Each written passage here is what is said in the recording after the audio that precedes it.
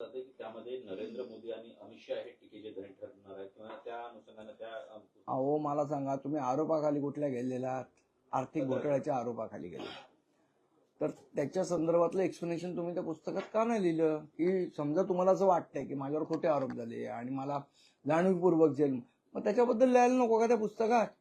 नाही, त्या गोष्टी ते बाळासाहेबांच्या वेळात बाळासाहेब पण नाही सांगायला खरं का खोटं ते, आणि तुम्ही त्यांच्याबद्दल लिहिताय.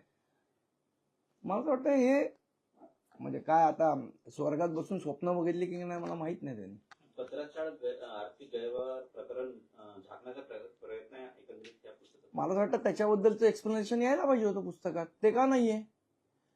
तुम्हाला ज्या आरोपाखाली आतमध्ये ठेवलं त्याच्याबद्दल तुम्ही एकही शब्द लिहित नाही, आणि नाही त्या नको त्या गोष्टी त्याच्यामध्ये लिहित राहतात की राज ठाकरेंनी मला फोन करायला पाहिजे होता आणि अमुक नि तमुक. तुम्ही काय स्वातंत्र्य सैनिक होतात तुमच्यासाठी फोन करायला? त्यांनी असंही उल्लेख केलेला आहे की एकूणच जेव्हा माझ्यावर अटकेची कारवाई होती त्यावेळेस नरेंद्र मोदी आणि अमित शहा यांच्यापर्यंत संपर्क साधण्याचा प्रयत्न केला. अमित शहा यांना फोन पण केला आणि जे संभाषण आहे ते देखील त्यांनी पुस्तकात तसंच्या तसं लिहिलेलं आहे की अमित शहा यांच्यासोबत संजय राऊत यांनी फोनवरून जी चर्चा केली ती.